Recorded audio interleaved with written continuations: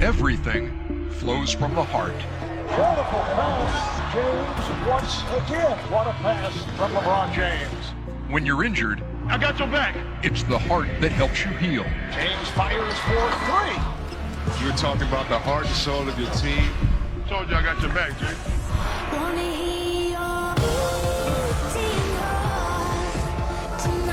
I have a gift. You really can't make me do what I don't want to do. LeBron James with a superb game. I just try to lead the best way I can. Atlanta's strength this season has been in numbers, but as injuries continue to mount, the Hawks have a seemingly Herculean task ahead.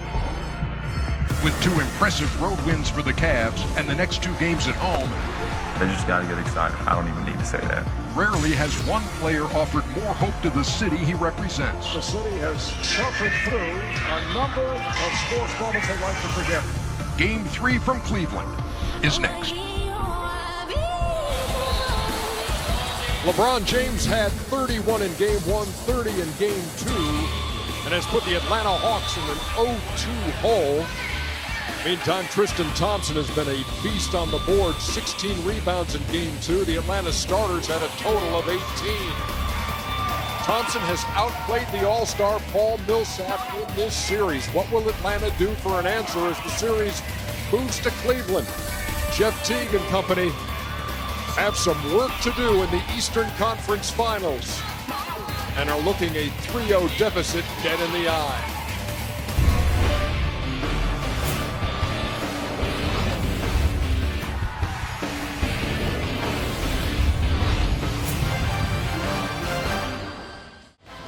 Everybody enjoying the holiday. Here in Cleveland, enjoying what they hope is a 3-0 lead over the Atlanta Hawks to move them a win away from a trip to the NBA Finals, and stocking up on all of the Cavalier gear. And apparently they also have street meat here in Cleveland. It ain't like that New York street meat. And they still remember the Diesel. Sell it to me. In Cleveland. As we get set, there's a man just thrilled beyond belief with both the Cavs and the Browns. Well, he needs to think again on those Browns. Here we are, Quicken Loans Arena. Holds 20,562, and every seat will be filled tonight for Game 3 of the Eastern Conference Finals here on TNT. Evening, everybody. I'm Ernie Johnson. There's Shaquille O'Neal, Kenny the Jet Smith, Charles Barkley. Happy Memorial Day weekend to you as we remember all of those selfless and courageous men and women who have given their lives in service to this country. You know, Ernie, the years. I always tell you there's 5 important jobs in the world: teacher, fireman, policeman, doctor, and somebody who's in the armed service. And they don't make a lot of money. They do it because they're just wonderful people. We should salute them more, and we should take better care of them when they come home also. I have a shout out early in the show here for Colonel Chris Vanek, the commander of the 75th Ranger Regiment in Afghanistan. I'll make the story short, but he was on a flight in which Andy Ransom, one of our camera people on the robo-cams, was on, and they struck up a conversation. Andy learned that Colonel Vanek and his guys are big NBA fans. They watch the show in Afghanistan, takes their mind off what they're doing there for a while. We swap emails. We have the greatest appreciation for what you do, Colonel Vanek. And he said he will spend Monday, as will his troops, pausing to remember the 125 Rangers, special operators, airmen, SEALs, and others who have died in service to their unit and to this nation in Afghanistan. And we join you in that, and we salute you on this Memorial Day weekend. Yes, I have a shout out to Ernie. Yes. Lieutenant Colonel Bert Solomon, thank you, brother. Bert was my father's best friend. He put flowers on my father's grave today.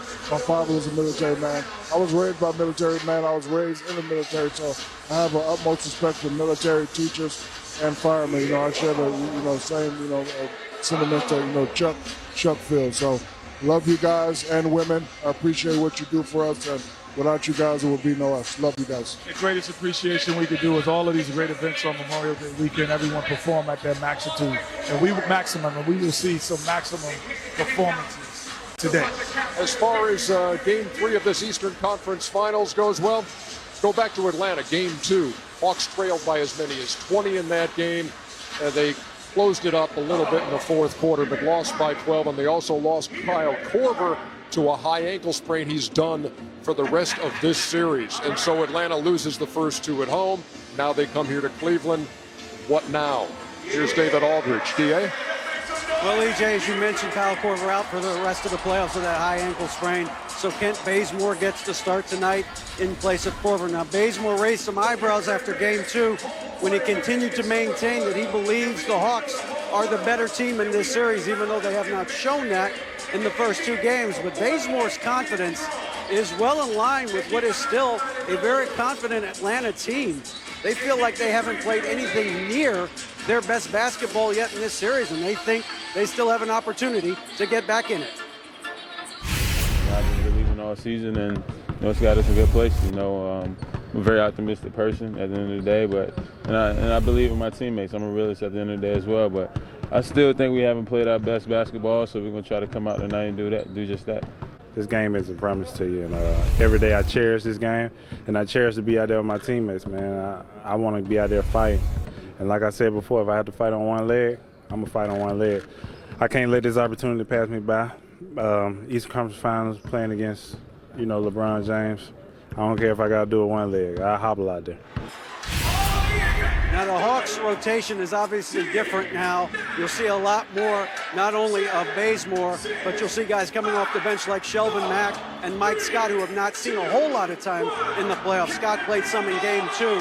They'll be back in the rotation, but the main thing Mike Budenholzer has told his team the last 2 days, they got to shoot the ball. They got to let it fly.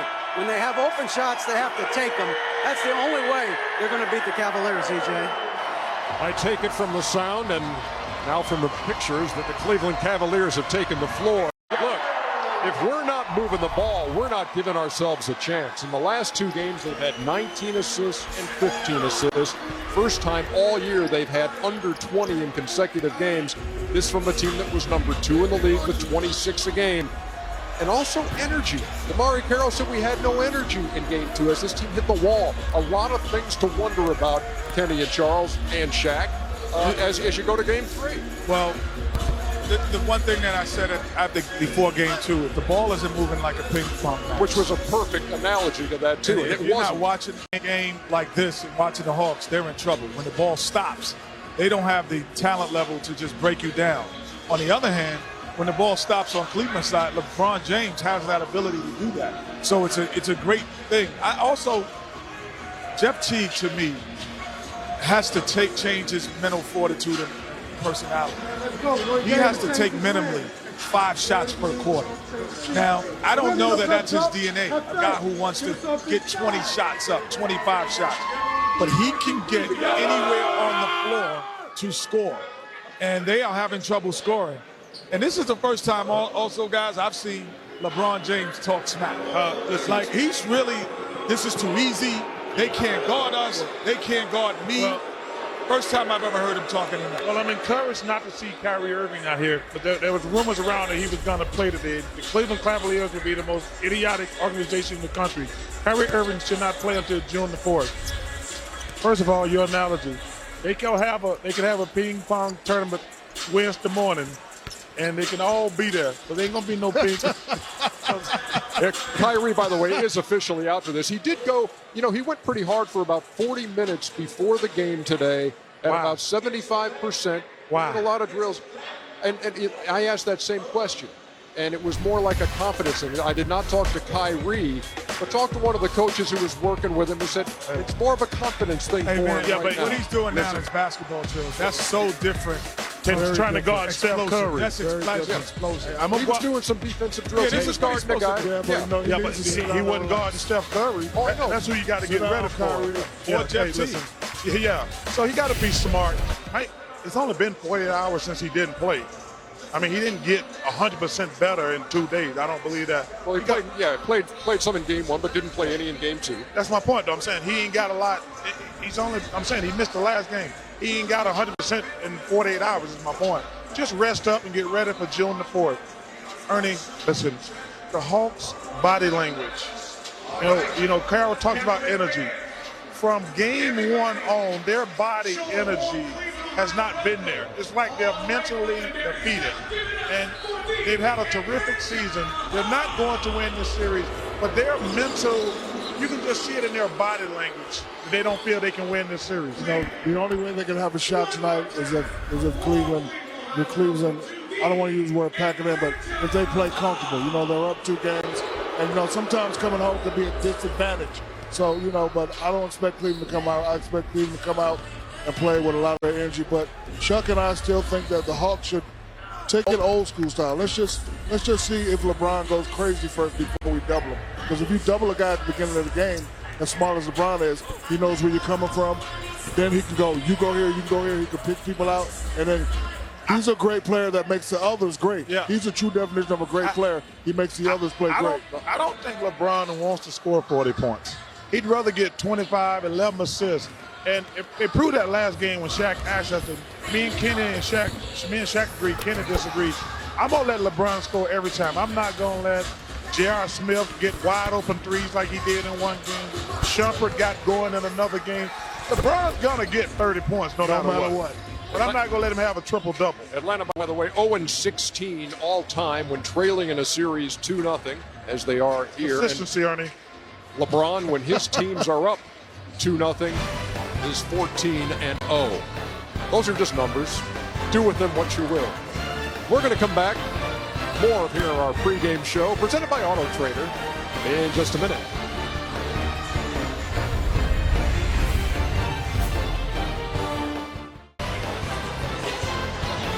Well, it's all but official. Kenny the Jet Smith is going to win the Auto Trader Drive to the Finals. I'm getting better, though. Can I get a congratulatory I'm getting better, though. hand clap? What, you're going to I'm finish second second? place. So I know, you're going to finish second. Hey, the last 2 Congratulations. years I finished 3rd, 4th, and last. You and Chico. It only matters if you win. Hey, I beat you. So I'm still the beat you. champion of Wait, time out. The champ should be talking right now. Well, wait a minute. I want to thank And you. you're leaving me hanging over. I want to thank Nice you going. all for joining the wait. Kenny Smith Auto You're not- Trader. You know what game. happened, too? This guy was up 19 going into the final week. You know, picked two. technically, you're not the champion till the game's over. So I'm still the reigning champion till the game's over. Okay, then Stop it. you can slip the green jacket If on. you would him get at the end of the- 170 points from somebody at the end of the night. Congratulations, Jet. Yeah, Tristan Thompson's had a great series so far, and short time ago, Rachel Nichols talking to him. Thanks so much, Ernie and Tristan. You guys have 2 games lead here, but LeBron emphasized this morning he has imparted to you all nothing is wrapped up until the series is wrapped up. What have you guys been talking about in that locker room? Play with a sense of urgency. You know, we went into Atlanta and won 2 games, so I know their Coach Bud, is definitely going to challenge them tonight, and they're going to come in full swing. So we got prepared to, protect home court and come out with the same fight. People keep asking you how you have adapted to your role changing, and I keep hearing you say, hey, my role hasn't changed at all. What do you mean? Because you did come in when Kevin Love went out. It's a little bit more minutes, but in terms of what I bring to the table, it's still the same thing. Play hard every night, rebound, defend, set good screens, and just make it easier for LeBron and our guards. Who did you model your game after with the rebounding, that hunger? Because you're old school when it comes to that. Yeah, little Dennis Rodman, besides the hair, but just his knack for the ball and his tenacity, definitely try to emulate that. Excellent. Thanks so much. Good luck tonight. Thank you. Go Cavs. All right, back to you guys. Check this out from pregame. Tristan Thompson going to the rim, and Timothy Mozgov, and he catches his teammate in the nose with the bow. And he dunked on it. And the foul. And that was a flagrant one, as a matter of fact. And all Why good. was he trying to block his shot in practice? Well, he was supposed to simulate being there, but Tristan, he got actually too close. So it's kind of, how they say, put a hand up on the shooter as you do the drill. Yeah, put a hand up, not your nose. Right, but he really took it literally. So, Kenny, I wonder if he knows you're not supposed to do that. Oh, I saw what you did there, big fella. So when you look at the numbers in this series, Cavaliers have 3 more field goals than the Hawks. They have 2 more free throws made than the Hawks, but they have 12 more three-pointers made than Atlanta in this series. And holding the Hawks, I think the defense the Cleveland Cavaliers have played has almost been overlooked, and it's been sensational. It's been sensational defense. But Ernie, this is when you get to the conference finals and you get to the NBA finals, I think Atlanta has done a great job of playing team basketball. But someone has to say, I am best offensive player on this team. Someone has to take that lead. And that's how you get to the NBA Finals, and that's how you win it. The collection and the duties of collectively doing it will have to cease somewhat. And I think that guy's Jeff Teague again. If he doesn't take minimally 5 points, 5 shots a quarter, they won't be even in this game. He has to take a minimum of 5 shots per quarter. Ernie, you talk about all those stats. And if you had to ask Kenny and Shaq before this series started, the Cavaliers going to have more threes than the Hawks, that would have told you right there the Hawks wasn't going to win. The Hawks, they're a jump shooting, 3-point shooting team. The Cavaliers don't shoot nearly as many, but they make them and the Hawks both make about 10 a game in the regular season. But the Hawks, that's their bread and butter. And if they're not making threes, they're not going to beat the Cavaliers because they always had a rebounding deficiency. And listen, Tristan Thompson, who made a lot of money this year, he's just killing them on the board. But listen, the Hawks, they're just not as good as the Cavaliers, plain and simple. Is there any chance, Shaq, that if you're Cleveland, you go into this after winning those 2 in Atlanta and Kyle Korver goes out and you let down a little bit in this game, or does that not happen in your gym tonight? There's always that chance, Ernie, but I think with the leadership of LeBron, he won't let that happen. He knows the importance of this game for the team, for the city, for everybody involved. There'll be one more closer to June 4th. The Hawks still don't believe that, the Cleveland Cavaliers are that great of a defense team. They're still saying we just missed some shots. Kyle Korver really hasn't had a big game. They really haven't shooting the ball well. So, their mentality is we just missed some shots. We'll see tonight if they hit some shots. 2 reasons they're not going to let down. Number 1, LeBron. But number 2, this place is on fire. These people. It won't be LeBron.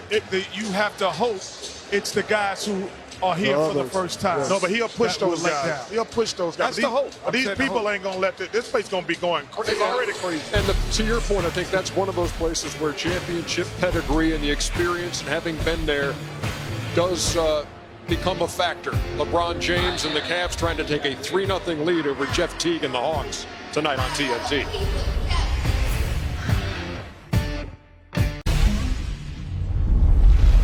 Defensively, you guys are square with everything we're doing. Offensively, let's play, let's move the ball, let's let it come back to us, and you guys be super aggressive and let it fly. Bigs, littles, you guys let it fly.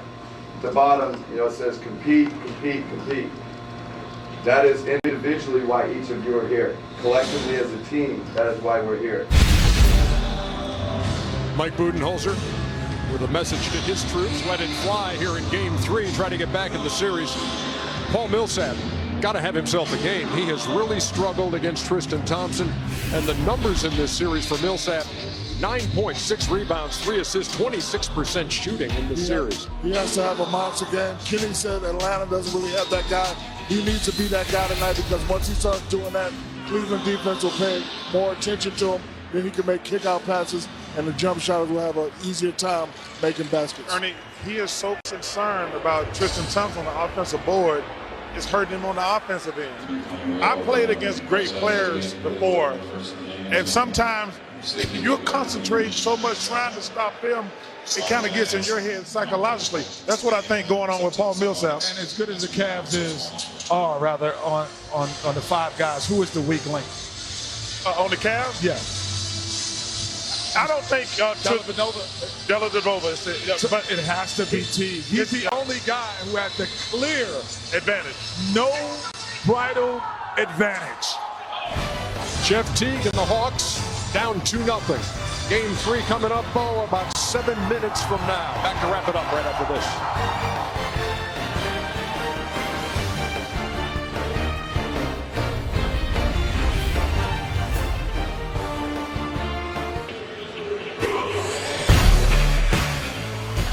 All right, LeBron James and the Cleveland Cavaliers took the first 2 games in Atlanta, back home now at the Q in front of 20,562. I thought LeBron James was Tom Brady just now. Jeff Teague and the Hawks. Get off my boy Tom Brady. He's checking the basketballs out. So, tell me what you think about Game 3. Chuck, you got the first crack at it. It's going to be a beatdown, Ernie. Going to be quick and painless. I think this is a very competitive game, but I still think the Cavs are going to win it. But I think this will be the most competitive game of the series. There will be no letdown from the Cavs. They are definitely paying attention to that other series. They want to win this game, then win, and get a couple days of rest, and get ready for June 4th. Almost game time at the Q here on TNT.